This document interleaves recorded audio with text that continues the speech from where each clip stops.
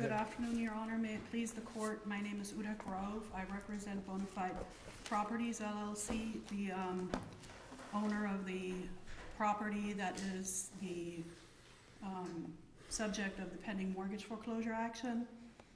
We're here on an order to review an order denying my client's right to join in the mortgage foreclosure case, and specifically also prohibiting my client from participating at the trial. A little nervous, sorry. The three things I wanted to discuss with you, Your Honors, is the constitutional aspects of this case, the practical implications that your decision will have in this matter, and also wanted to discuss the lis pendens statute and the fact that my client has a recorded interest versus an unrecorded interest. Am I wrong in assuming that what you have to argue to us is that we were wrong in Market Tampa? Your Honor, in Market Tampa, I'm not sure what the arguments were, if the constitutional issues were raised in that case. And the Market Tampa decision, I think you all relied on the BIMO decision, which also relied on the third DCA decisions that dealt with the joinder or the intervention cases that prohibited intervention, relying on the 1909 Peninsular case, which we, as outlined in our briefs, was specifically addressed in the later Supreme Court case, where the Supreme Court recognized, the Florida Supreme Court recognized that the law had changed in 1931, and as a result of that change in the law, the Peninsular case and the intermediary finance case. Are you referring to Nelson Bullock? The Nelson Bullock But case, how did yes, the Your law Honor. change with respect to mortgage foreclosure when Nelson Bullock was a quiet title action in which the defendant in that action sold the property to a third party? So there was an issue as to title to the property at that time. It had nothing to do with mortgage foreclosures or lis pendens. So how is that applicable at all? And how did that change the law of intervention as to mortgage foreclosures when it doesn't specifically recede from Peninsula? Well, I would disagree that it didn't specifically recede from Peninsular, because the Peninsular case was in fact addressed in that case, and the court admitted or indicated in the case that the law in effect changed the result from Peninsular. And the Nelson Bullock case. Excuse me? Did they overrule Peninsula? They just said that the law had changed. I guess at the time when Peninsular was decided, the law wasn't in accordance, the law was still allowing for the parties pendant light to not be allowed to intervene. Well, but we know the facts of regard. this case because Wells Fargo files the mortgage foreclosure, the lis pendens, and about 4 years later, through a county court foreclosure lien, Carrollwood Village Phase 3 obtains a foreclosure judgment, then sells their lien. We don't know how much it's for, but it's certainly not the same amount as the mortgage that the Latories had for $111,000. We know that Bonafide's not a party to the mortgage. They're not an assignee to the mortgage. We know that they didn't buy Carrollwood Village's lien because when they bought that, it extinguished the lien, correct? Your Honor, my client bought the property, bought the deed. Well, you bought their lien. Well, we bought the property at the lien foreclosure sale. See, but you Bought the keep property arguing. subject to the lien. Are you talking about, which lien are you talking about now? Carrollwood Village. Okay, Your Honor, you're talking about the mortgage bank lien, right? Yes. Yes, my client bought the property subject to the recorded mortgage, but it bought a recorded property interest. I understand that. So help me out here because this is like the $64,000 question for me. You keep arguing that you have a fee simple interest in this property, which is the broadest property interest in the law. I mean, it Correct. endures until the current holder dies without heirs. How in the world does Bonafide Properties have a fee simple interest under these circumstances? By virtue of taking title through the certificate of title at the lien From foreclosure sale. from the clerk in a county court action when a pending circuit court action in which Carrollwood Village is a party and has responded by filing answers and defenses. You by virtue of all this, you got a fee simple ownership. Absolutely. Do you Your have Honor. case law that shows that? I don't, I'm sorry, but if you would allow me to research that, I can submit something very Counsel, quickly. To follow up on Judge Slee's point, ordinarily when we're trying to ascertain the state of title, whether it's fee simple or something less, we speak in terms of establishing or deraining a chain in title. At most, it seems to me, your client's chain in title is one link, which is a certificate of title issued by a county court action. And would you dispute that your client's claim by draining through a chain of title is only as good as that link, which is only as good as the sufficiency of the proceeding out of which it emanates? Your Honor, my client took by virtue of the certificate of title, Right. which There's your one link. Foreclosed out the ownership right, the fee simple ownership right of the borrower, Mr. and Mrs. Latore. So there's the link back to Mr. and Mrs. Latore, and there hasn't been any argument that, Who were most assuredly parties to the bank's foreclosure suit, Yes. correct? exactly, and we're not saying that, that Mr. and Mrs. Latore shouldn't be parties. If the bank is seeking a deficiency judgment against Mr. and Mrs. Latore, they need to continue to remain parties in this case. But if they are Why not, do you need to be a party to the Wells Fargo foreclosure case? When it gets to judgment and there's a quantity of money determined, assuming that's where it goes, you can go pay that money and the property's yours. that's one reason, Your Honor, and in this particular case, You can do that by just monitoring. Why do you need to be a party to it? well, there are several reasons. First of all, in this particular case, when Wells Fargo first filed its action, there was an issue of standing. Yes, but that's not your issue. But That was the issue of the other people, and you didn't buy from them or get an assignment of note and mortgage. Are you obligated for attorney's fees to Wells Fargo on the note and mortgage? No, we're not obligated under the note and mortgage at all, Your Honor, and to Wells Is there any law Fargo. that says that you can raise a standing issue when the people in the foreclosure proceeding did not? That's what we're asking you to order in Why this should you case. have that? You bought a piece of property subject to a list pending, knowing full well that there is a foreclosure proceeding taking place on a note that you have no interest in, and on a mortgage that you have no interest in.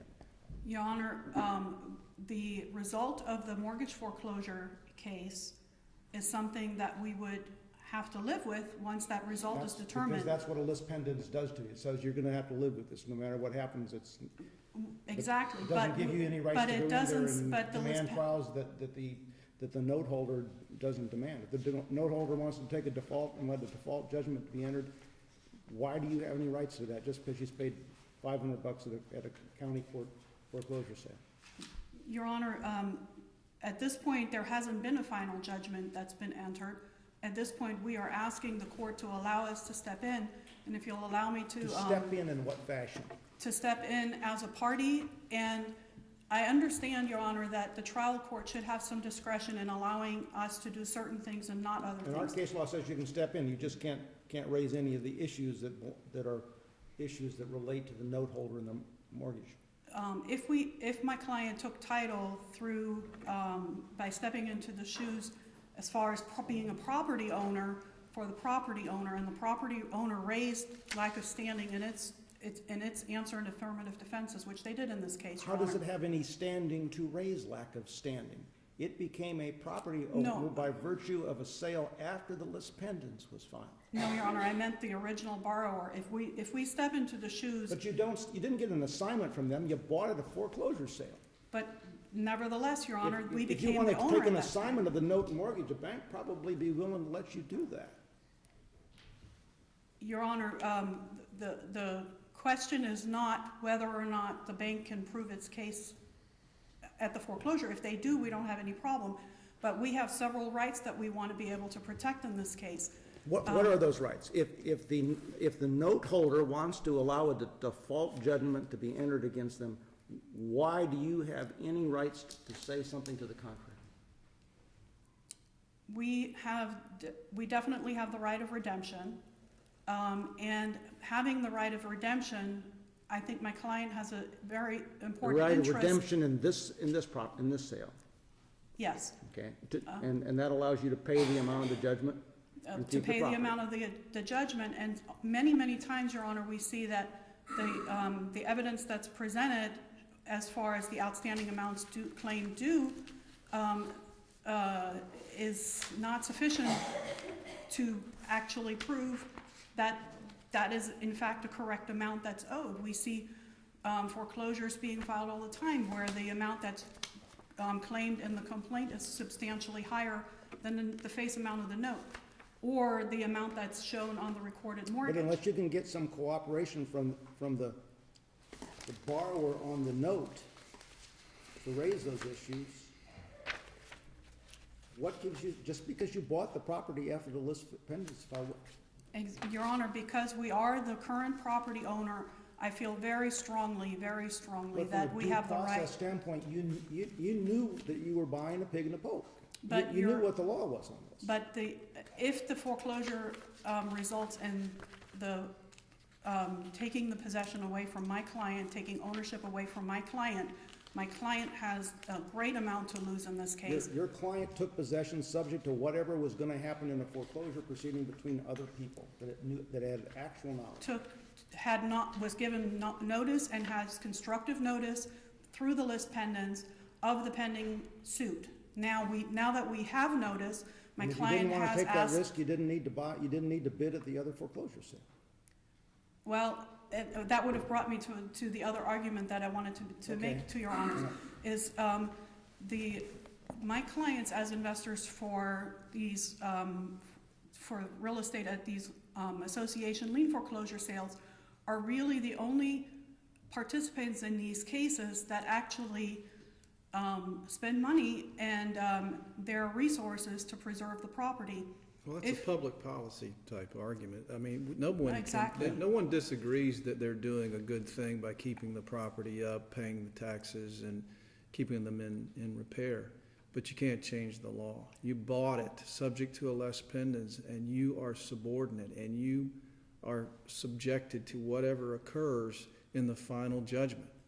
Your Honor, I just disagree that, with all due respect, I disagree that we are trying to change the law. The Florida Supreme Court cases have held that joinder should be freely granted, that the Peninsular case was changed. The results of the Peninsular case should have changed as a result of the change in the law back in 1931. Now I realize that the list pendant statute has two different aspects. One aspect is to provide us with notice when it's recorded, and that's been done in this case. We are constructively on notice. Now we're trying to become an active party in this case. The second prong of the list pendant statute, Your Honor, says that those parties who have an unrecorded interest in the subject property must join within 30 days. Otherwise, their unrecorded interest is not effective any longer. That's not the case for my client. My client doesn't have an unrecorded interest. My client has a recorded interest. My client acquired its recorded interest through the lien foreclosure sale by the certificate of title, which transferred ownership from Mr. and Mrs. Latore to my client. So that the Latore interest was a recorded ownership interest which was transferred through public records to my client. Now I understand that happened a number of years after the list pendants was recorded, but even so, that's even more important to show, Your Honors, that if you prohibit my client from stepping in and thereby encourage investors not to purchase at these lien foreclosure sales, that would be a huge loss for the associations. The associations depend on that, and Your Honor, my client does invest significant money to preserve the properties. The properties will not sit there vacant if you allow my clients to join. If you disallow the joinder, I feel like you are violating my client's right to due process. All we ask is the right to be heard, the right for my client to make the arguments. It doesn't mean that the bank is going to lose.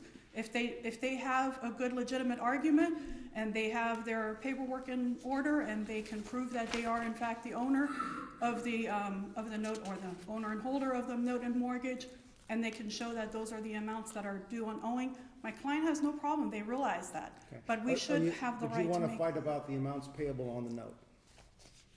We would like to have the right to, not necessarily fight about it, but at least have the information made available to us, and if the information is not appropriate, yes. Is that and these groups are preserving the property, but what you're trying to do now is fully litigate things without risk of attorney's fees.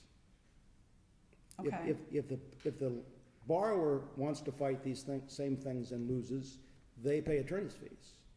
Not necessarily, Your Honor. These borrowers in this particular case had already filed for bankruptcy. They get a judgment for attorney's fees against Okay. them. Oh, they get a judgment for. These people are already in bankruptcy? The borrowers had already been in bankruptcy. I don't remember, I'm sorry, what the outcome was. So the trial court action has stayed? I don't know. I They don't were know right discharged. offhand. They were What's- discharged. Okay. I don't recall, I'm sorry. But in any event, the important part here is, Your Honor, that the right to the courts and right to due process of law is so critical. The Florida Constitution provides it to us. The United States Constitution provides it to us. Have your clients filed a quiet title action in their own right? Has anyone said that they can't do that? My clients wouldn't have any reason to file a quiet title action. We're not Why necessarily. not? You've got the property is about to get foreclosed by a bank that you're saying you've been wrongfully denied intervention into. Right, well, we've been wrongfully denied intervention, but what our arguments will be in the But case. you've not lost your access to court. I mean, if there's some impropriety, can you bring some kind of a deck action, quiet title action? As to if you truly believe that there is some dispute as to who really owns this property and who should be allowed to. See, my concern is it just sounds beneath the surface of your argument that what you're really arguing is we want to engage in the underlying pleadings, we want to engage in the arguments, but I don't hear any real argument as to what the end game, what the end result is, what it is you're really after.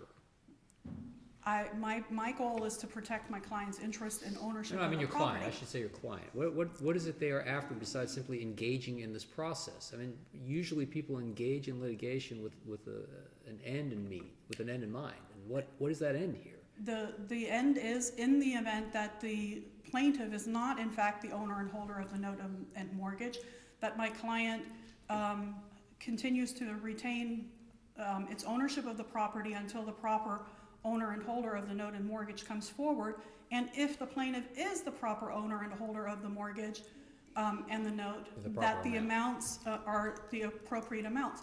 Your Honor, we're not saying that. How does the bank enforce the foreclosure judgment against your client then? By allowing us, it's being done right Just now. by simply making you a party?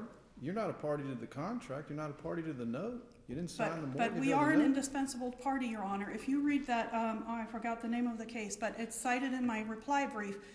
If you are the property owner, you're an indispensable party. If you are the borrower, is not even an indispensable party so long as they are no longer the property owner. Yeah, but you're an indispensable party who is subject to the les pendants. But the And lis subject pendants to the means final nothing. The judgment. lis pendants only puts us on notice.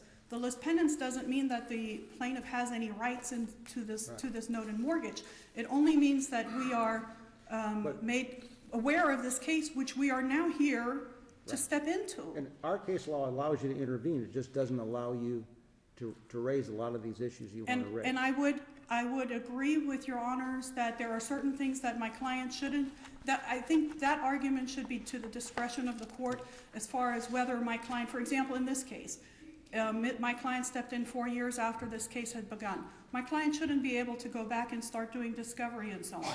But the order goes further than that. The order says we're not even allowed to participate at trial. Yeah, but the order found that you had a right of redemption pursuant to 70104. But if I can't question the witness as to how the amounts are legitimate and I can't participate in trial, I can't protect my client's right to redemption.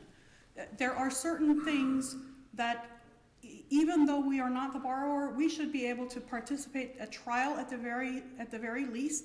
I think the concern from the courts that have held against the intervention has been that there would be lengthy litigation that would ensue by allowing us to step in, and that's something that the lower court can control. They can decide not to allow us to conduct discovery or raise certain defenses like the paragraph 22.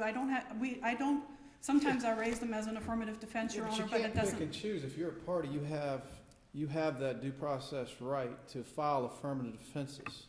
You Yes, can challenge 22. You can challenge standing. yes. But you're not a party to the mortgage. And you're not a party to the mortgage by simply buying this property at a homeowner association foreclosure. But You didn't sign the the note. necessary party is not the party to the mortgage. The necessary party is the property owner, and that's my client now, Your Honor. It is. That's what the Supreme Court has held. Okay. You're already beyond your 20 I'm minutes, sorry. but I'm going to save you 4 minutes for rebuttal. Okay, thank you very much, Your Honor.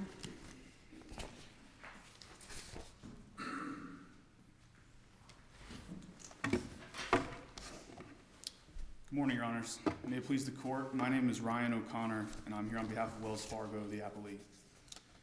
Your Honors, the question that's raised by Bonafide in this appeal has been asked and answered several times over by Florida's appellate courts. And that answer has been the same for the past 100 years. When someone purchases property subject to a lis pendens and a mortgage foreclosure action, they may not participate in the case.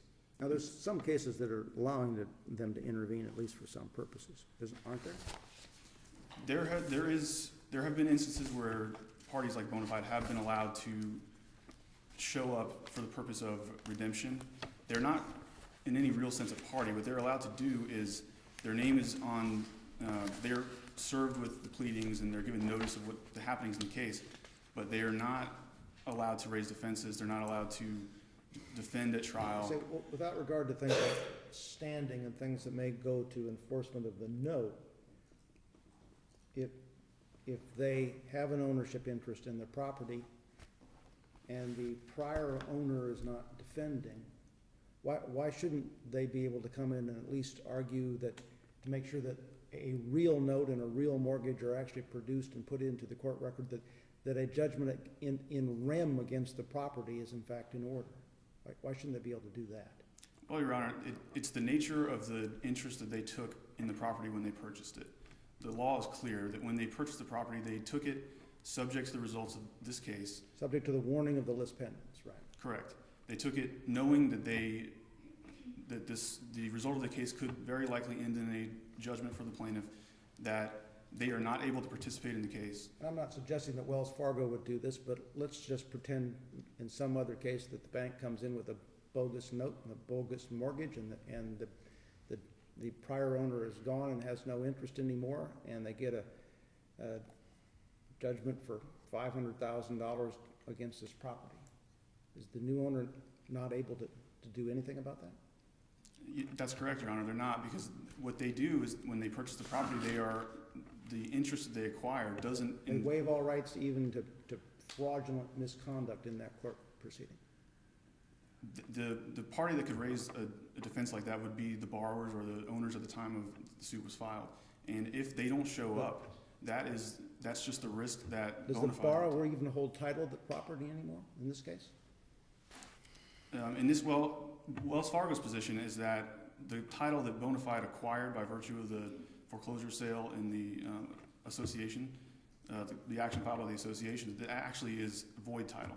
Because if you look at the Quatermain case from the 4th DCA, what the court said was that when a foreclosure plaintiff records a lis pendens, it instills that court with exclusive jurisdiction over the property.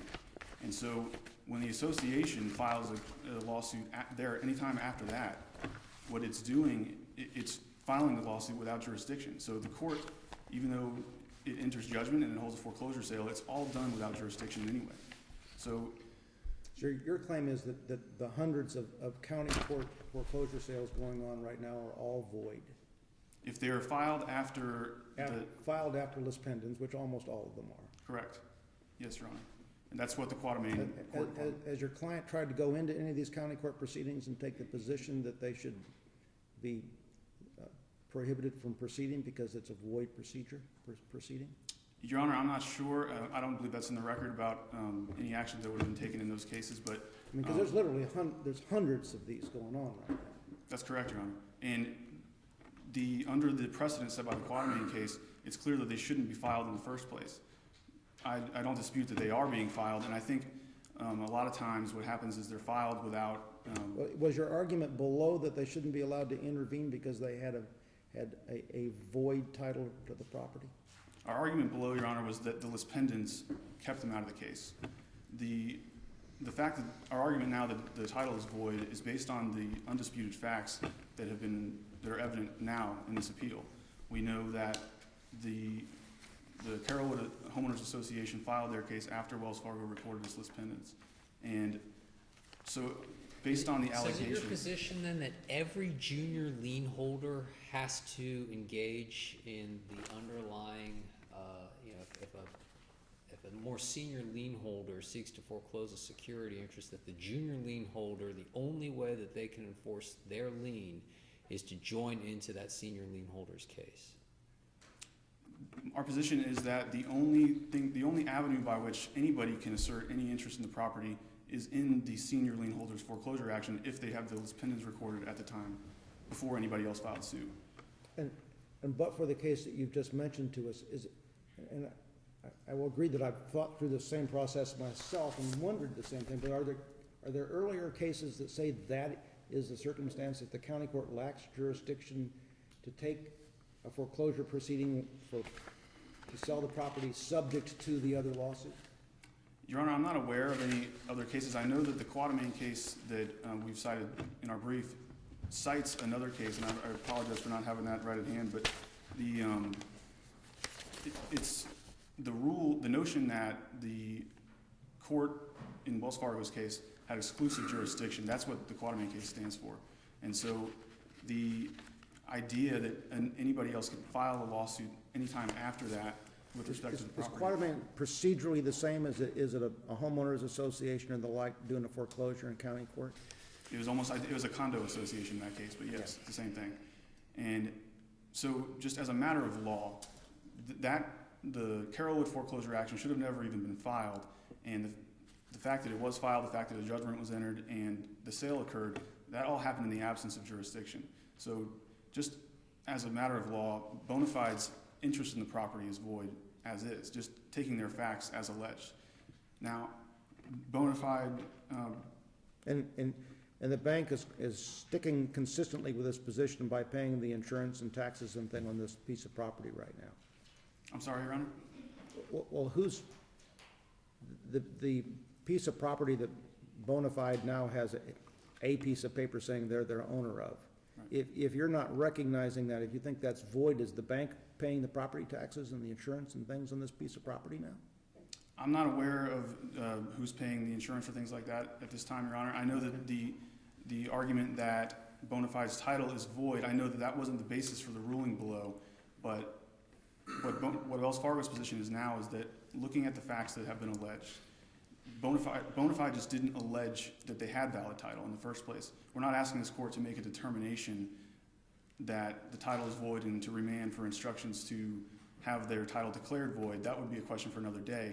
But just looking at the motion to intervene, look at the facts that are undisputed in this appeal, we know that Bonafide just doesn't have valid title according to the facts that they've alleged. And looking at the Bonafide's argument regarding the Peninsular Naval Stores case and how it was overturned by the Nelson Bullock case, as Your Honors pointed out, the Nelson Bullock case was a quiet title case. It has nothing to do with a mortgage foreclosure, and it has not been ignored by recent cases. We cite in our answer brief the Andre 6 case from the 3rd DCA, and in that case, the court said parties who acquire, or non-parties who acquire an interest in property subject to a lis pendens may not intervene into a foreclosure case. Then it goes on to cite the Nelson Bullock case on which Bonafide relies and says Nelson Bullock is an exception to this general rule. It applies in other types of cases, but it doesn't apply in mortgage foreclosures. So the courts haven't ignored it. They haven't been misinterpreting the law for the past 80 years. It has been cited by the courts, and it has just been distinguished on its facts. Now, Your Honors, we filed, as you mentioned earlier, we filed this notice of supplemental authority in this case, this court's Market Tampa decision, which makes clear that the notion that a party who acquires an interest in property subject to a lis pendens has no right to intervene, that is the law in this district. And Bonafide hasn't cited a single case, or there is absolutely no precedent for the notion that in the mortgage foreclosure context, someone like Bonafide has any right to participate in a foreclosure case. And Your Honors, I won't belabor the point. I understand that this court has a clear understanding of our arguments. So if there are no more questions, I'll just conclude by pointing out that at best, Bonafide took title to the property, but it did not acquire the right to participate in this case. At worst, it didn't take title at all because the court that held the foreclosure sale at which it acquired title did not have jurisdiction. Under either case, Bonafide cannot prove that the trial court abused its discretion in preventing it from becoming a party to this case. We ask that this court affirm. Okay. Thank you. Thank you.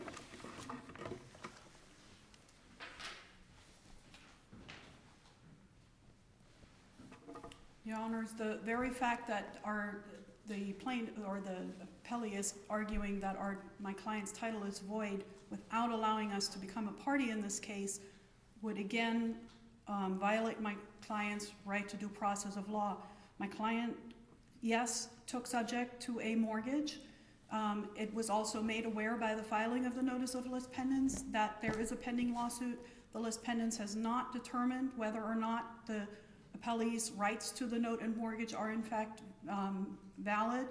That is something to be determined at trial and with a final judgment by the court. And all my client is asking to do is to participate in that process now that my client is the property owner of this property. And your client was not a party to the county court proceeding, it merely was a purchaser, a third-party purchaser at that sale. That's correct, Your right? Honor. Or is it Bonafide, or Bonafide, how do you pronounce it? I say Bonafide Properties, Okay. LLC. And were they the actual purchaser at that sale? Yes, they Or was were. this transferred to them after the sale? No, I believe that they were the actual purchaser under the certificate of title. What is your response to this Quartermain case from the fourth? The Quatermain case, Your Honor, is distinguishable because in that case, what happened was that there was a pending mortgage foreclosure. The lender took title, didn't pay the assessments. The association filed for lien foreclosure, including naming the lender as one of the parties in its lien foreclosure. The lender is a party. Yes, exactly, it did. And so in the Quatermain case, the homeowner association tried to foreclose out the lender's lien for failure to pay the assessments, and the court held that because there was a pending mortgage foreclosure already with regard to that very same interest, that pending mortgage foreclosure case had priority because it had a prior recorded lis pendens. Our case is different from that. In our case, the association was not trying to foreclose out the mortgage, which it wouldn't have been proper to do. So the argument that my client's title through that process is void, or that hundreds of other similar processes would be void, is distinguishable in our case, Your Honor. It's not the same facts as the Quatermain case. The case below, I'm assuming has not been stayed by virtue of this appeal. Do we have it? I don't know, but it's not progressed since then, Your Honor. Okay. Do you dispute, I understand you factually distinguished the Quatermain case.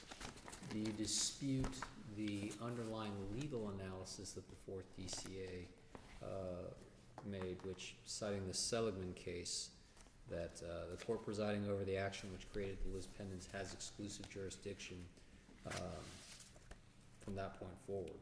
as to any interest in the subject property from the date the Liz pendants is recorded to the date it enters final judgment. Do you dispute that underlying legal notion for DCA? That I don't know the answer to, Your Honor. I'm afraid that's a question you guys are gonna have to answer. But it is something that's, you know. I just want your thoughts on it. I don't know. I mean, like you're concerned that would invalidate hundreds and hundreds of cases and transfers of title, so I don't think you can take that position, but My concern So maybe we is. could, it just has dramatic ramifications. it would if have we did. dramatic ramifications, yes, Your Honor. Lots of unhappy campers if we do. Yes. And from a public, from a public policy argument, I don't even think that that's the right result. The public policy argument would be that if someone like my client wants to step in and take over for the borrower who's basically thrown up their hands and given up, I think my client should be able to step in and take over that representation. Maybe not from the beginning, that wouldn't be right, but at the same time, they shouldn't be entirely shut out of the process. I think that's the part that concerns me. Okay. Thank you very much, Your Honor. We gave you a hard time, but it was well argued. Last case on the docket is Hummer versus Adams Homes.